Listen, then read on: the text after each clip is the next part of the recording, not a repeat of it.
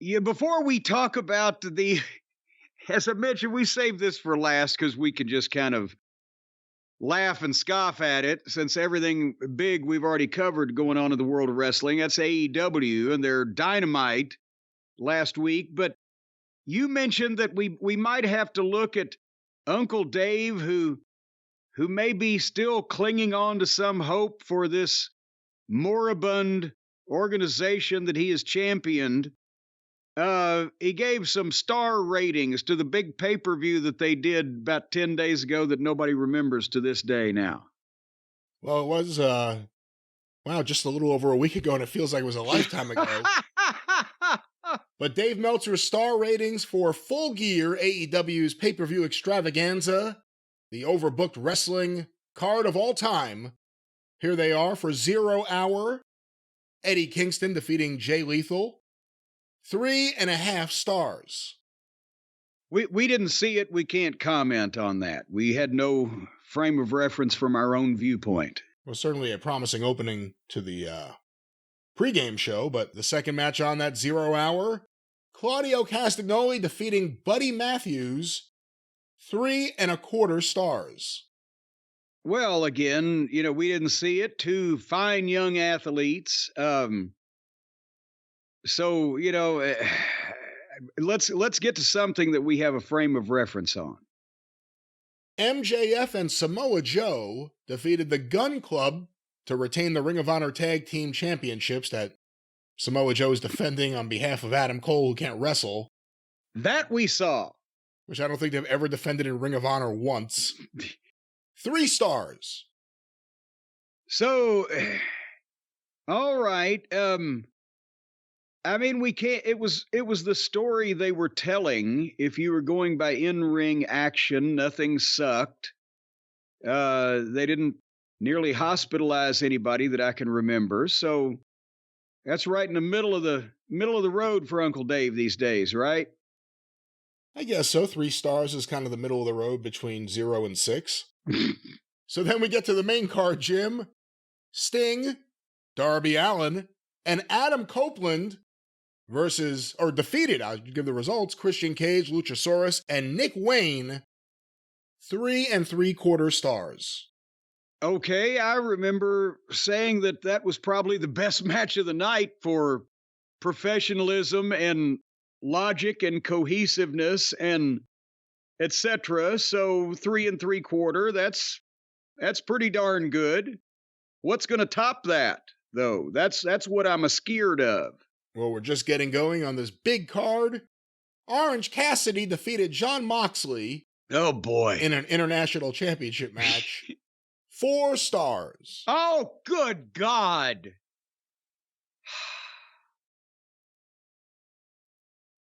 Do you regret creating the 4 stars? Yes. Well, no, I'm going to find the corpse of Leonard Maltin or whoever it was that inspired me. Well, have you seen him lately? He walked past a cemetery last week. 3 guys ran after him with shovels. So that's who I'm going to blame for the whole movie fucking 4-star rating system business. But even overlooking the fact that one guy needs to be in a fucking state home and the other guy, look at the state of him, pick which is which. Just for work alone, Moxley didn't want to sell anything. He didn't want to be there. He didn't want to do the job for the fucking mascot. The other guy's shit, he missed every goddamn one of the 6 or 7 punches he threw when he does Roman Reigns' finish for his triumphant victory there. It looked like shit. Who? That's Flair Steamboat level. That's Kurt Angle doesn't have a 5-star match according to Uncle Dave, but that's 4 stars right there for a fucking 2 guys with brain damage. All right, here we go. Well, the next match, we had Toni Storm winning the AEW Women's Championship from Hikaru Shida. That's Hikaru Shida. Or as her name is pronounced, Hikaru Shida. 2.25 stars. I don't know we can argue with that except maybe shave about a quarter off. Apparently, Dave hasn't He hadn't got his check from the women's division this week. In a ladder match, Ricky Starks and Big Bill defeated FTR, the Kings of the Black Bench, and LFino 4 3/4 stars. What? Oh, God. Almost 5, as good as 5. Technically, based on what Dave has said, 4 3/4 is 5. Why would you even argue? So that was Flair, Steamboat, and Michaels Undertaker. That was Michaels and Razor Ramon. And again, I know that the ladder match has changed, but it has to be weighed for inflation. If there are all these just generic ladder matches where everyone's doing the same spots, do any of them stand out? Will anyone remember this ladder match? Well, I didn't even watch it. And you pretty much said it was basically what you would think it would have been. Well, let's see if this is what you thought it would be. Julia Hart defeating Statlander and Sky Blue to become the new TBS champion. 3.5 stars. Oh, good Lord. And now that thing was as good, he claims, as at least MJF and Samoa Joe against the Guns had an angle and some level of star power and talent to it. Well, the next one, the controversial Swerve Strickland match defeating Adam Page in a Texas death match. 5-star match. 5-star match. What are your thoughts on that? Did he at least do one of these deals? Well, it wasn't for my taste, but the people in the room loved it, so I give it 5 stars. I'll let you talk about that for a second. I'm going to pull it up and get what he actually said. Well, that's always, he'll caveat it for people who expect him to still act like a rational adult human being that knows anything about wrestling. He'll say, well, they went too far for my taste with some things, but non-committally. But overall, that's the fan base wants that, and it delivered on all those levels. Here's the final comments of Dave's review. I was not a fan of this match. Oh, boy. But it would be foolish to say as a match itself that it wasn't among the best matches of this type ever. What? Well, when has there've only been matches of that type for the last 10 years or so, except by the fucking weirdos with brain damage and Grovers of the world in fucking goddamn armories off in the middle of nowhere. But how does that work, too? I mean, even if you're objectively looking at the way to rate matches, if you rate it based on... I mean, at what point do you just give up and say, well, I didn't like it, but I can't lie. It's one of the... I mean, Men on a Mission and Doink versus whoever was the best of that kind of match ever. Where do you... It's a weird argument. I know I picked the hell of a match. Somebody somewhere is going to like somebody or something better than anything else, regardless of whether that would be the prevailing opinion or not. Remember when I told you the story when Rick Rubin put me on the goddamn phone with Sir Mix-a-Lot? He got to ask me one question related to pro wrestling that he claimed he was a huge fan of. He said, whatever happened to Zeus? I loved him. He was my favorite wrestler. What, did you watch wrestling twice? Because that's the number of matches he had. But no, it's like of all of the shits that I've ever taken, that was the best of that particular type and consistency. Normally, when the edges are that sharp, it hurts me. I mean, what? Well, the next match, Jim, Kenny Omega and Chris Jericho defeating the Young Bucks.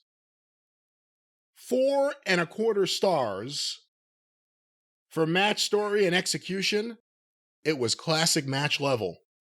And they did get the crowd by the end, but the drama aspect wasn't there until the end due to the prior match.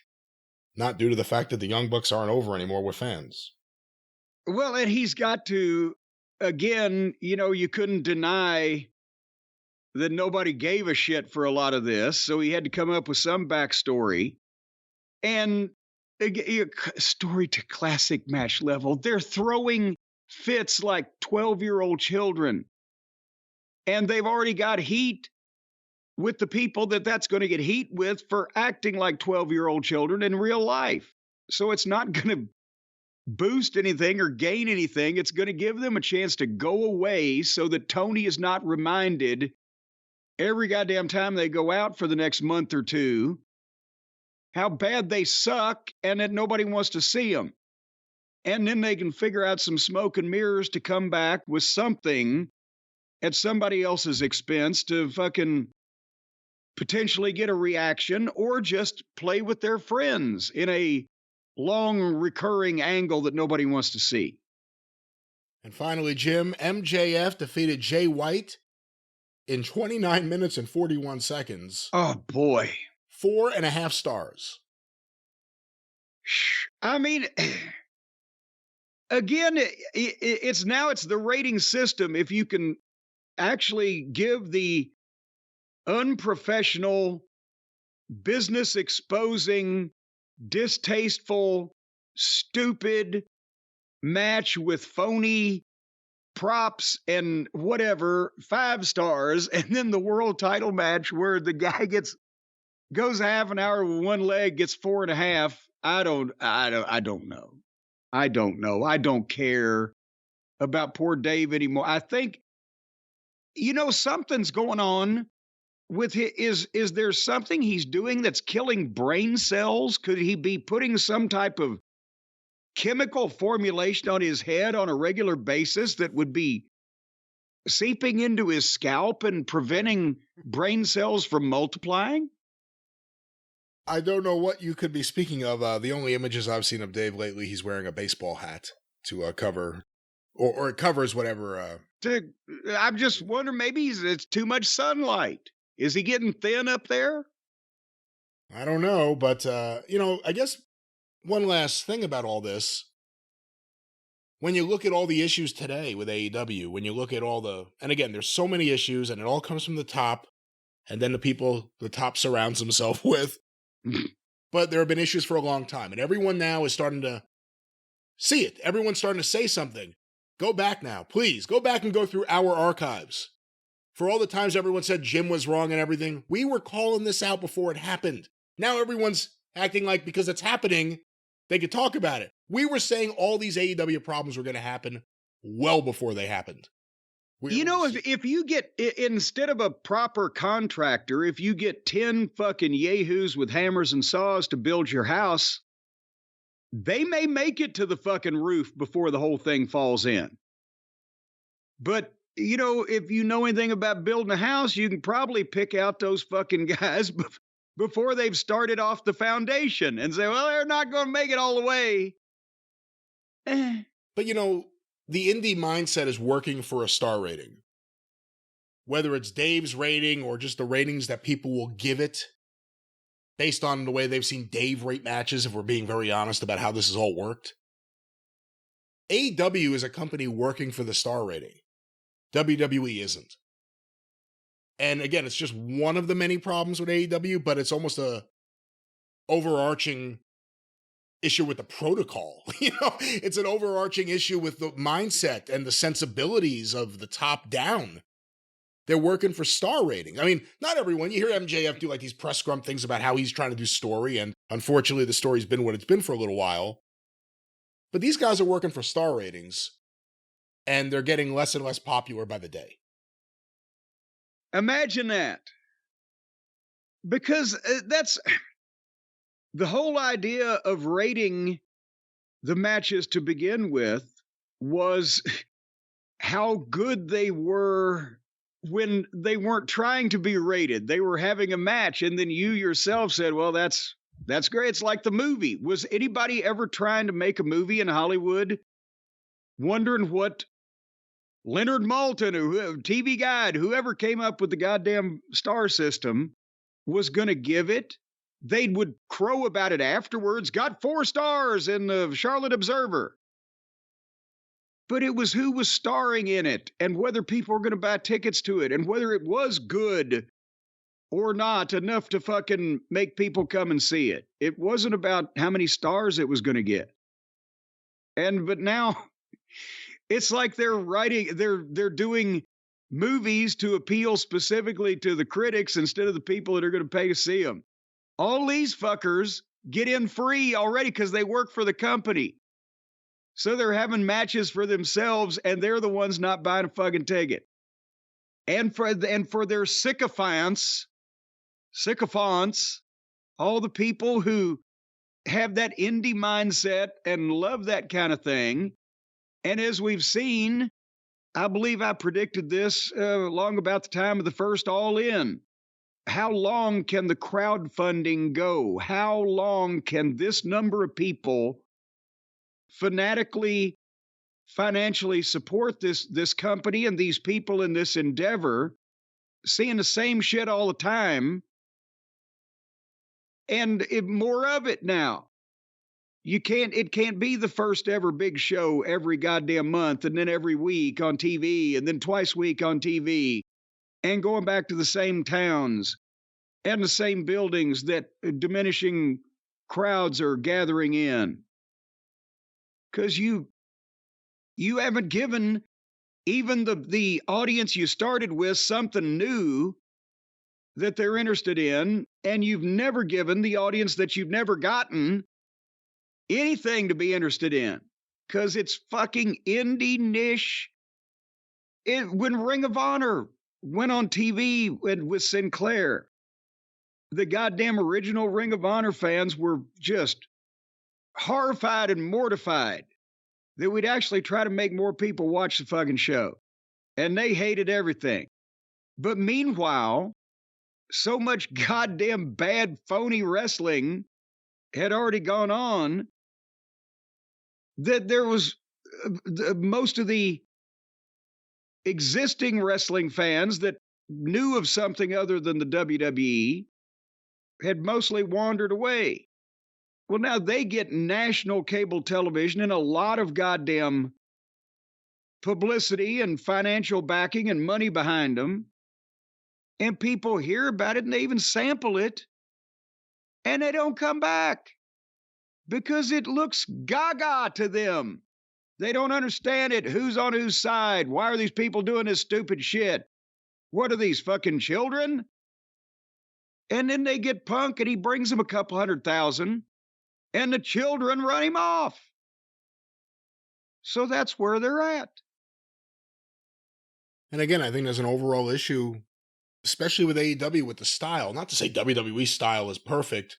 They obviously are going for a very different thing where they milk everything and they slow things down. Not that you don't get great matches, but it feels like AEW, these are guys working towards the rating they want, and the match is built around that. You know, the constant near falls, constant kickouts of everything. Nothing works. Nobody can be injured. It would hit the objective more if guys hit a finisher and won, or guys hit any move and won, but it may not get the star rating. So then the fan who's fickle, who says, I want to watch just these high quality matches of a certain type that Dave rated high for years, they're not getting that. But to the overall goal of trying to get wrestlers over, characters over, storylines over, things bigger, it would sure help. Instead of just, now they have this tournament. So now they're just going to have long, athletic, I have air quotes going, athletic matches, long matches where everyone kicks out of everything is really what it comes down to. And I don't think that's going to do anything to help AEW.